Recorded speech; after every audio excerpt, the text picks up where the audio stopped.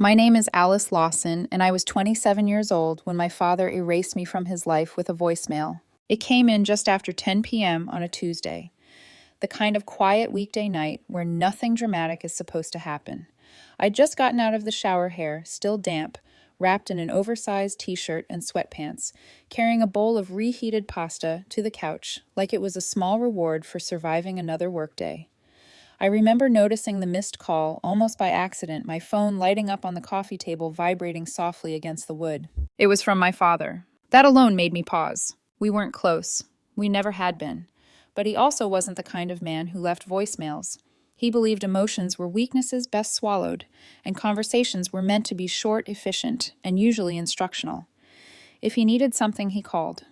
If he didn't, silence was the default. I stared at the notification longer than I meant to, my fork hovering midair. Then I played it on speaker. Alice, he said, his voice flat, rehearsed, stripped of warmth. You're out of the will. Don't bother coming around anymore. It's clear where your priorities lie. That was it. No explanation, no argument, no raised voice. Just cold finality, like a CEO terminating an employee over email after years of service. The room felt heavier once the message ended, the silence pressing in around me. I waited absurdly for a follow-up, a text, another call, anything that suggested this wasn't permanent. Nothing came. Let me rewind. I'm Alice Lawson, 27, a structural engineer living in Raleigh, North Carolina. I design things meant to hold weight, bridges, frameworks, systems that don't collapse when pressure is applied. I've always liked logic, predictability, numbers that balance. Emotions were never my strength, especially not family emotions. But when you grow up in a family like mine, drama isn't something you opt into. It's something you learn to survive. My father, Alan Lawson, is a retired police officer. He's rigid proud and built his identity on control. He doesn't hug. He shakes hands. Apologies are in his mind admissions of failure. My mother left when I was 16.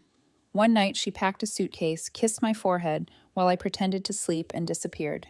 For years, I wondered whether she was running away from us or toward something else. Now I think it was both. After she left, it was just the three of us, my father, my older brother Travis, and me. Travis was everything my father admired.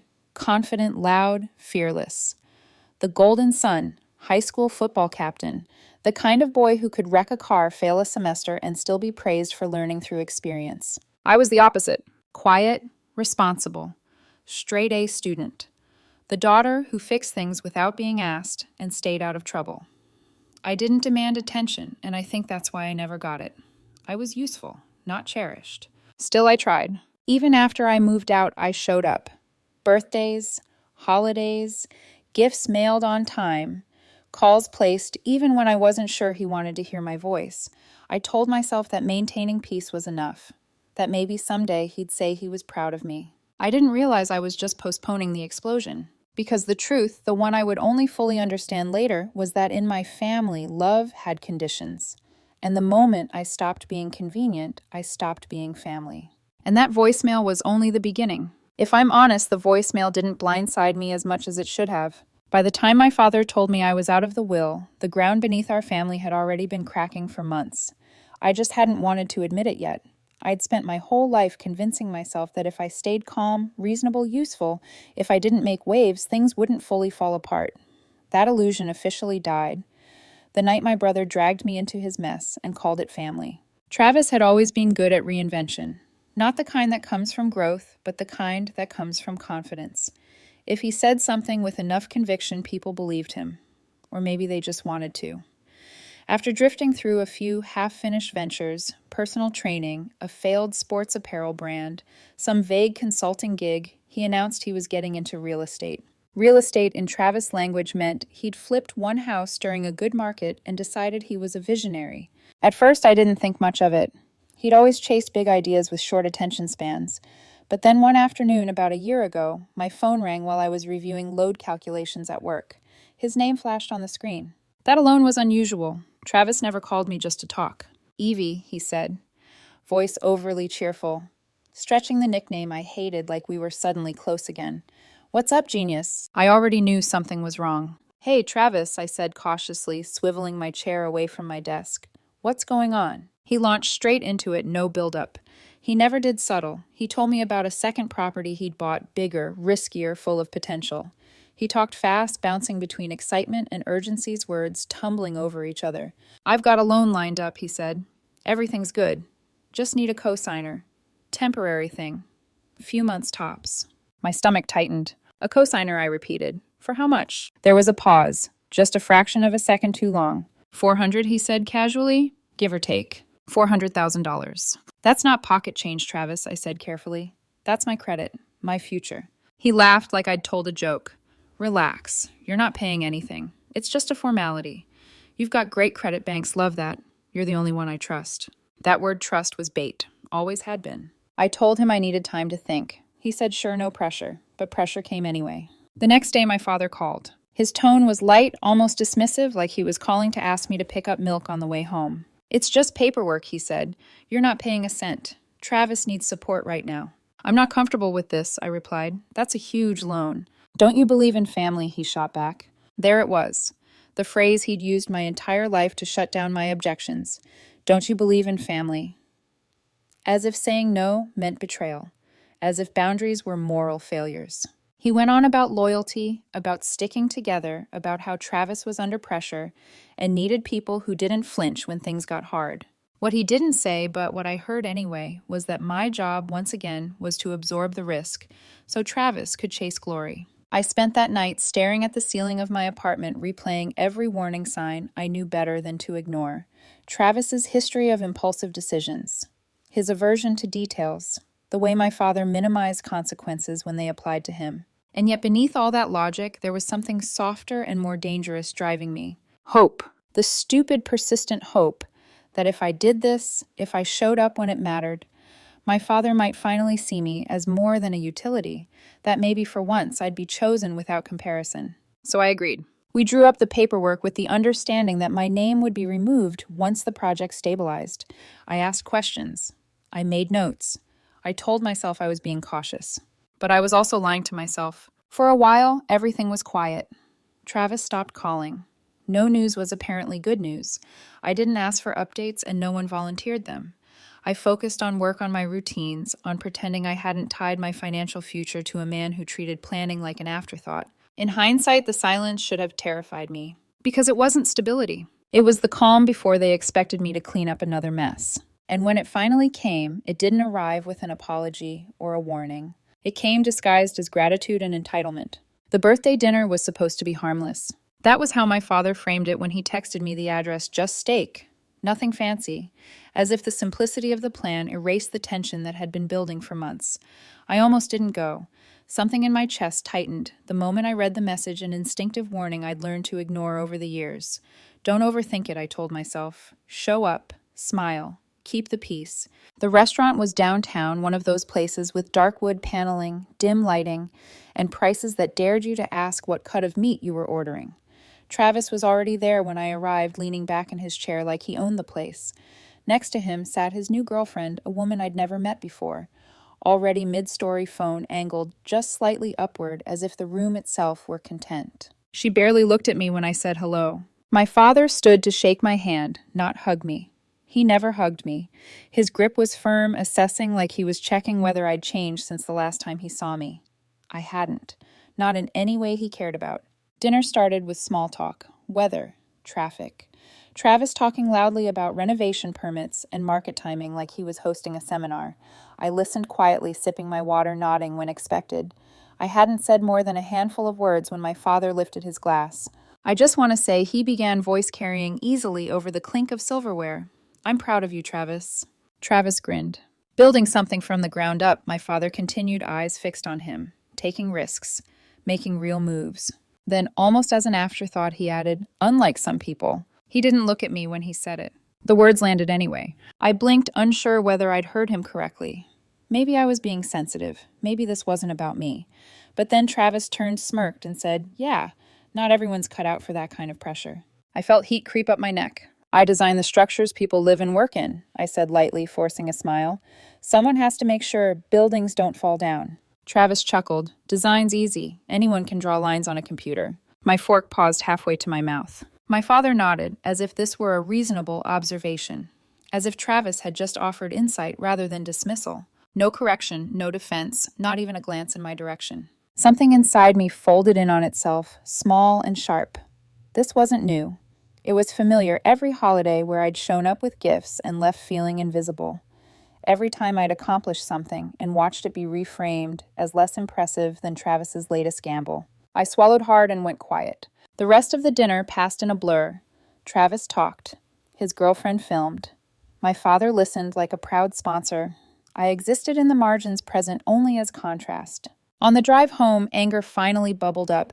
Not explosive, not dramatic, but heavy and exhausting.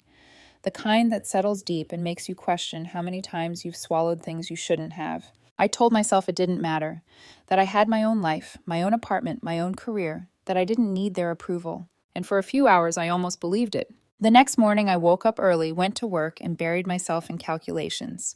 Steel loads, stress tolerances, numbers that made sense, numbers that didn't twist themselves into insults. But logic couldn't drown out what my gut already knew. I wasn't respected. I was tolerated until I became inconvenient. And the proof was already on its way, tucked neatly into an envelope I hadn't opened yet. The first letter looked harmless. White envelope, bank logo. The kind of mail I was used to skimming without much thought, statements, confirmations, things that existed mostly for record keeping. I tossed it onto the counter when I got home from work, kicked off my shoes, and didn't open it until later that night, when the apartment was quiet and my mind had finally slowed down. It was a routine notice, a cosigner update, payment received, nothing alarming. I told myself I was being paranoid for the way my chest tightened anyway. Then the second letter came. And the third, still professional, still neutral. But the language shifted subtly mentions of processing delays, temporary adjustments, the kind of phrasing designed to sound insignificant while signaling something was wrong. By the fourth envelope, I didn't wait to open it. Missed payment. Please remit within 10 business days to avoid further action. I stared at the words, my pulse thudding in my ears. I called Travis immediately. Relax, he said, not even trying to hide his annoyance. It's just timing. I've got a buyer lined up. The bank's always dramatic. How many payments have you missed? I asked. A pause. Why are you interrogating me? He snapped. I said it's fine. It wasn't fine. I called the bank the next morning, heart pounding as I navigated the automated menu. When I finally got a representative on the line, her tone was polite but firm. Your co-signed loan is currently 2 payments behind, she said. If the account enters default, you will be notified as the responsible party. Responsible party. That phrase echoed in my head long after the call ended. I called my father. He didn't answer. I texted him. We need to talk. This loan is behind. 2 days later, he finally called back. You should be more supportive, he said, voice hard. Travis is under a lot of pressure. He missed payments, I replied, forcing myself to stay calm. I need to be taken off the loan. This is what family does, he shot back. We take hits together. I almost laughed. Travis had made the mess. I'd just signed my name to the explosion. When I repeated that I wanted out, my father's patience snapped. Stop acting like a victim, he said. You're lucky to be part of this family. That was the moment something shifted. Not broke, shifted. Like a load-bearing wall cracking just enough for you to realize the structure isn't safe anymore. I wasn't part of the family. I was leverage. And the second I refused to be useful, I became disposable. 2 days later, the voicemail came. And this time I didn't feel shock. I felt clarity. Because while they thought they were cutting me off, what they'd actually done was give me permission to stop explaining, stop appeasing, stop shrinking. That night, after listening to my father's voice one last time, I opened my laptop. Weeks earlier, when my instincts first started screaming, I'd quietly consulted a lawyer, just in case. She'd told me there was a clause, a window, a way out if things went south. They had. I sent 2 emails before midnight. One to the loan officer, one to my attorney. By sunrise, my name was already being pulled from the wreckage, and that was when my phone started ringing. My phone lit up like it was possessed. First Travis, then my father, then an unfamiliar number I didn't recognize but instinctively knew belonged to someone with a law degree and a very expensive suit. I watched the screen vibrate across my coffee table while I sat perfectly still on the couch, hands folded in my lap, heart steady in a way that surprised me. For the first time in my life, I didn't feel panic. I felt control. I didn't answer a single call. Not Travis's voicemail, which started apologetic and ended accusatory. His voice cracking just enough to suggest he was scared, but still angry that I'd stopped playing my role. Not my father's texts, each one dripping with the familiar mix of disappointment and authority, telling me I'd gone too far, that I was embarrassing the family, that I didn't understand the consequences of my actions. And definitely not the email from a man calling himself Graham Mason Esquio, who claimed he represented the Lawson family's financial interests and requested an urgent conversation. I deleted nothing. I saved everything. Instead of engaging, I went about my week like nothing had happened. I went to work early, hit the gym after, picked up groceries, answered emails, discussed project timelines with colleagues who had no idea my entire family had just detonated behind the scenes. On the surface, I was calm. Underneath, something sharp and focused had settled into place. By Friday, the silence from them snapped. They didn't escalate quietly. They never did. I opened Facebook that morning to a tagged post from Travis, a long rambling rant about loyalty and betrayal, about people who abandon you when you're struggling, about how success reveals who really has your back. He didn't use my name, but he didn't have to. He tagged me, tagged extended family, old friends, anyone who might see it and take his side without asking questions. The comments poured in. Stay strong. Family comes first. Can't believe people can be so cold. A few messaged me directly asking if I was okay, in the way people do when they assume you're the problem. I didn't respond. Saturday morning, there was a knock on my door. I froze. I don't get visitors. Anyone who knows me knows to text first. I checked the peephole and felt my stomach drop. My father stood in the hallway, arms crossed, posture rigid, like he was about to inspect a crime scene. I opened the door slowly. "What are you doing here?" I asked. He didn't answer, just brushed past me like he still owned the space eyes, scanning my apartment with thinly veiled judgment. "Nice place," he muttered. "Sparse." "You didn't answer my question." He turned, face unreadable, the same expression he used when he was deciding whether to lecture or punish. "You humiliated your brother," he said. "Pulled out of the loan. Left him hanging." "My name was on it," I replied. "My credit. My responsibility. He missed payments." "You should have covered it," he snapped. "That's what family does." I felt something in my chest finally give way, not in anger, but in exhaustion. "I'm done cleaning up Travis's messes," I said quietly. His eyes hardened. "You think you're better than us now?" "No," I said. "I'm just tired of being disposable." That word landed. He scoffed, then straightened. "You're out of the will for a reason." I met his gaze. Good.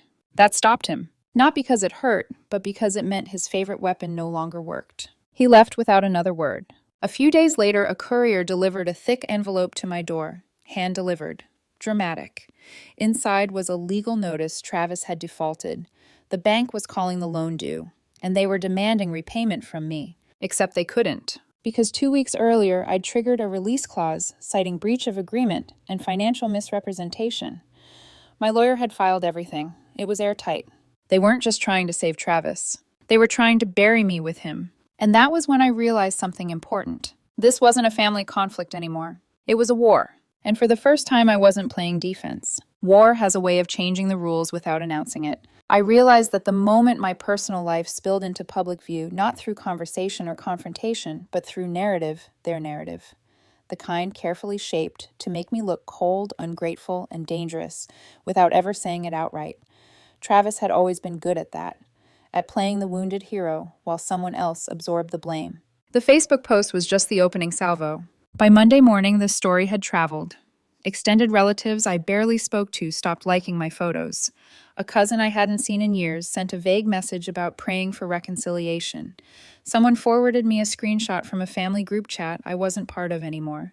My name sat there dissected by people who knew nothing beyond what Travis chose to share. I stayed quiet. Silence. I was learning unsettled people more than explanations ever had. Then came the call from HR. It happened mid-afternoon, right as I was finishing a site review. My supervisor's number flashed on my phone, followed immediately by an email from Human Resources requesting a brief meeting regarding a confidential matter. My stomach dropped so fast it felt like gravity had changed. I knew before they said anything. Someone had filed a complaint. Sitting across from the HR manager, hands folded neatly in my lap, I listened as she explained that an anonymous report had raised concerns about my ethical involvement in a large construction project. Nothing specific, nothing provable, just enough to trigger an internal audit. I didn't interrupt, I didn't argue, I didn't panic, because suddenly the pattern was undeniable. This wasn't about money anymore, this was retaliation. I cleared the audit, of course. My record was clean. my work meticulous.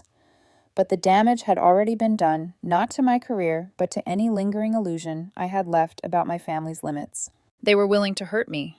Not emotionally, not privately, publicly, professionally. That night, I sat in my dark apartment, lights off, staring at the ceiling. I replayed every interaction, every compromise I'd made over the years to keep things smooth. Every time I'd swallowed resentment and called it maturity.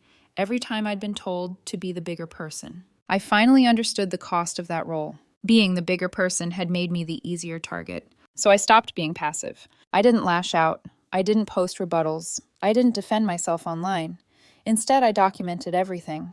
Screenshots, emails, voicemails, dates, times, patterns. I built a timeline so clear it told the story without emotion, just facts. And while the noise around me grew louder, something inside me went very still. Because once you accept that someone wants to destroy you, the fear dissolves. What replaces it is focus. They thought they were escalating. They had no idea I was just getting started. After the HR investigation closed and my record was officially cleared, I expected to feel victorious. Relieved, at least. But what settled in wasn't triumph. It was a quieter, heavier sensation, like I'd been holding my breath for years and had finally exhaled, only to realize I didn't know how to breathe without the tension anymore. There's a particular kind of silence that follows betrayal. Not peace, not calm. It hums under your skin, distorts time, makes familiar spaces feel slightly wrong. For the first time in my adult life, I wasn't tethered to my family in any real way. Not emotionally, not financially, not even symbolically. And while part of me felt lighter, another part felt hollow, like something essential had been removed without anesthesia. I didn't tell anyone what had happened. Not fully. My coworkers knew there had been family stress. My friends assumed I was busy, or tired, or both. I didn't want sympathy. I didn't want speeches about chosen family or platitudes about blood meaning nothing. I already understood those ideas intellectually. What I didn't understand was what came after finally accepting them. So I went quiet. My apartment became a cocoon. I stopped answering texts that weren't urgent. Declined invitations. Some nights I lay on the couch with the television playing muted reruns of shows I'd seen a dozen times, barely watching, just letting the noise fill the space where my thoughts would have gone. Other nights I didn't even turn the lights on. I sat by the window watching the city flicker and breathe below me, headlights blinking like static in the distance. Work was the only place that still made sense. Numbers didn't lie. Deadlines didn't manipulate you. Blueprints didn't use guilt as leverage. So I threw myself into it. I took on extra projects, stayed late, volunteered to review junior engineers' drafts even when it wasn't expected of me. It was easier to live in spreadsheets and stress tolerances than in my own head, easier to calculate loads than to measure loss. And slowly, so slowly, I almost missed it, something shifted. One morning I woke up to an email from a former professor. He'd seen one of my designs featured in an industry journal submitted by a client as a case study. The message was short, simple, but it landed harder than anything my father had ever said. This is the kind of work that changes skylines, Alice. You should be proud. I reread it 4 times. That night, I pulled out an old laptop I hadn't touched since college. It had been buried in a closet, dusty, forgotten, like a version of myself I'd shelved because it felt too ambitious. When it finally powered on, I opened a folder labeled Ideas. Inside were half-finished sketches and concept designs, buildings that twisted, folded, defied gravity. Things I'd never shown anyone because they felt impractical, risky, indulgent. I started adding to them. Every night after work, I spent an hour or 2 redesigning, refining, pushing the concepts further with everything I'd learned over the years. It didn't feel like work. It felt like building a private place where no one could interrupt or compare or diminish what I was creating. Around the same time, a junior engineer named Cameron called me in a panic. He had his first major presentation coming up and didn't feel ready. We met at a cafe, spread blueprints across the table, and I walked him through how to structure his pitch. When we finished, he looked at me and said, "You should be leading a team." I laughed it off, but the words followed me home. Maybe I always defaulted to the background because that's where I'd been trained to exist. Useful, quiet, replaceable. But now there was no one left to keep the peace for, no one left to shrink myself around. So I stopped shrinking. At work, I spoke up. I pitched ideas, proposed systems that streamlined workflows and saved hours each week. I suggested a mixed-use design concept that impressed senior leadership enough to ask me to present it to a city development board. At home, I made changes too new: furniture, bold, navy walls. Instead of safe beige plants, I actually kept alive. Small things, intentional things. My world was still quiet, but it wasn't empty anymore. The email arrived without a subject line. Just a name in the sender field, Graham Mason Esquine, and a single attachment beneath it, heavy with implication. I stared at it for a full minute before opening it, not because I was afraid, but because I already knew what it would contain. Threats dressed up as professionalism, legal language meant to intimidate, a reminder that my father's favorite tactic when he lost control was to outsource his anger to people in suits. The document was exactly what I expected: a notice of intent to litigate. It accused me of backing out of a binding agreement, of causing irreparable financial harm to both my father and my brother. It hinted, thinly veiled, at accusations of bad faith and misrepresentation. The number at the bottom made my jaw tighten: hundreds of thousands of dollars in alleged damages. The tone wasn't emotional. It didn't need to be. It was meant to scare me into compliance. I closed my laptop. Then I forwarded the email to my attorney, Helen Cho. Helen called 10 minutes later. Her voice was calm, almost amused. "This is a bluff," she said. "They're trying to rattle you." I exhaled slowly. I thought so. "You exited the loan legally?" she continued. "We have documentation showing Travis violated the terms first. Missed payments, incomplete disclosures. They don't have a case, so we ignore it." "No," she said. "We wait, and we build." That sentence changed everything. I'd spent my entire life reacting, cleaning up, smoothing over, defending myself against messes I didn't make.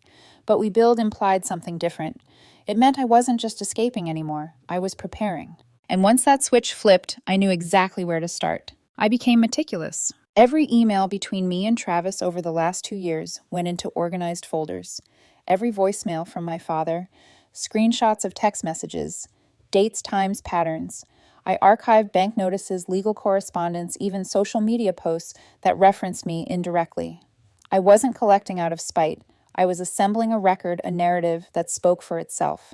And while I was digging, I found something. One of the properties Travis had tried to flip, the same one tied to the loan I'd co-signed, was connected to a development group that had filed for bankruptcy 6 months before he ever mentioned them. I cross-referenced public records with the loan application he'd shown me and realized the omission wasn't an oversight. It was fraud.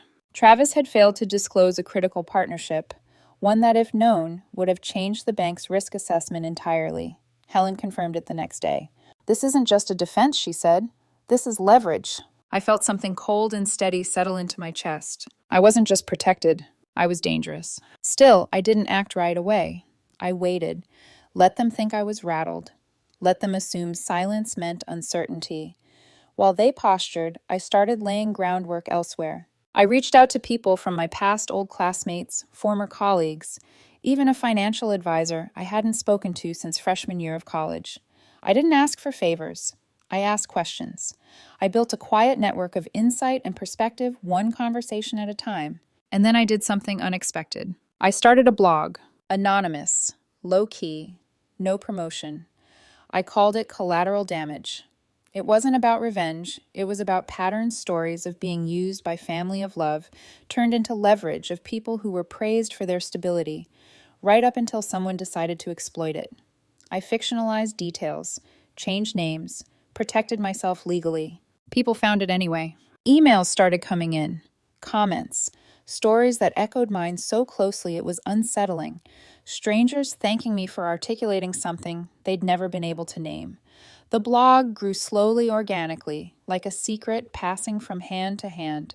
For the first time, my voice existed outside my family's control.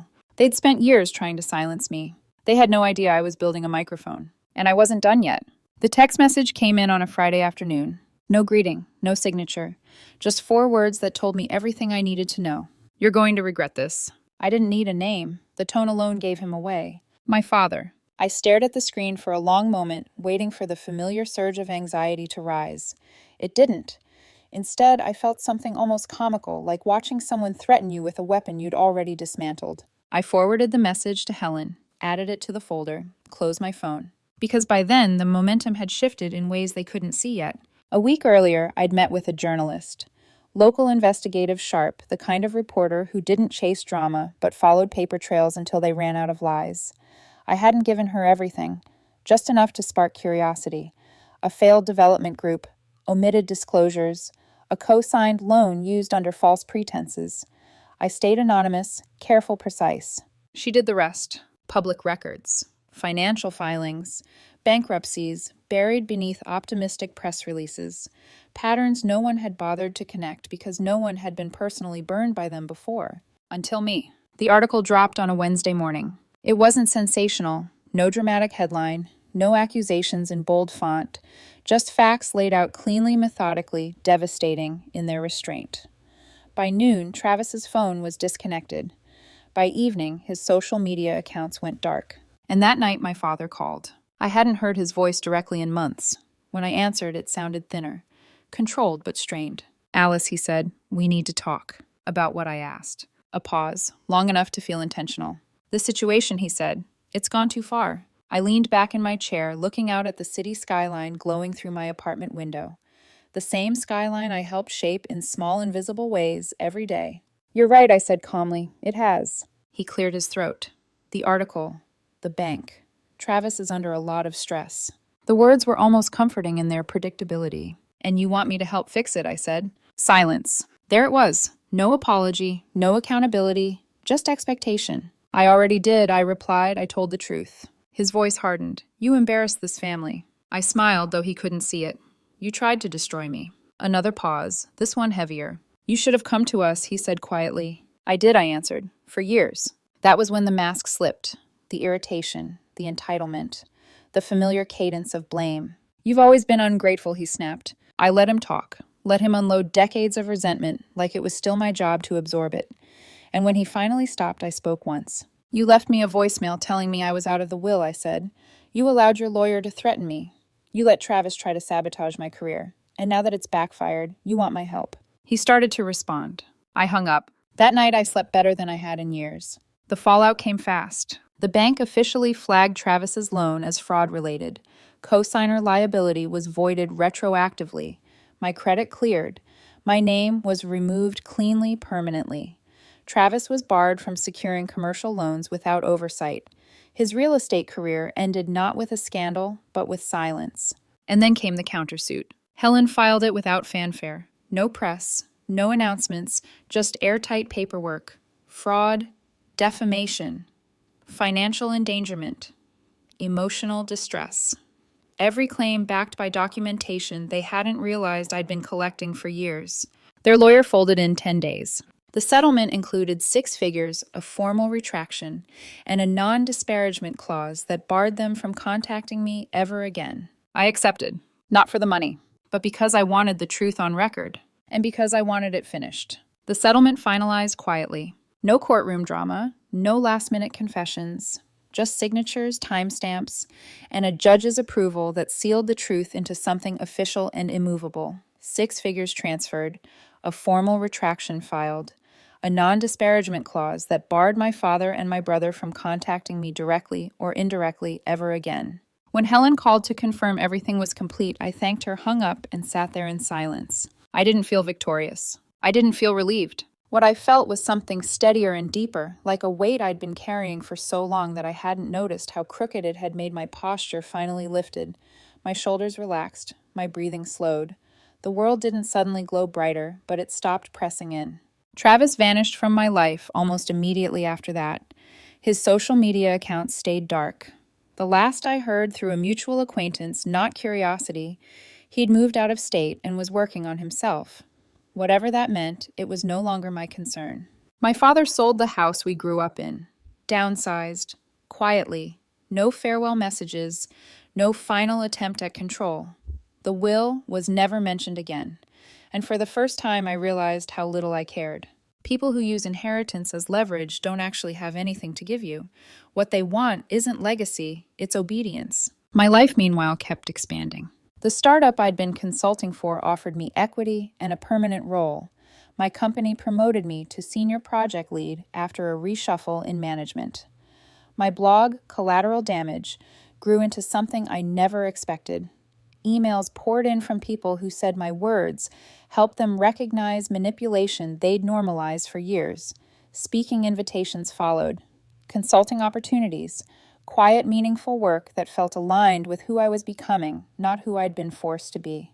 My relationship with my mother rebuilt slowly, carefully, with honesty and no expectations. We talked about the past without rewriting it, about leaving, about regret, about how survival sometimes looks selfish from the outside. She told me she was proud of me, not for my career, not for the lawsuit, for choosing myself. One afternoon, months later, I stood on a construction site reviewing the foundation of a new public space one I'd led from concept to execution. Concrete curing beneath my feet. Steel rising where empty space used to be. I looked around and felt something catch in my chest. I wasn't angry anymore. I wasn't even relieved. I was free. My father used to tell me that blood was thicker than water. He was wrong. Respect is thicker. Truth is heavier. And silence, chosen silence, not the kind forced on you, is sometimes the loudest answer of all. He thought cutting me out would break me. Instead, it finally set me loose.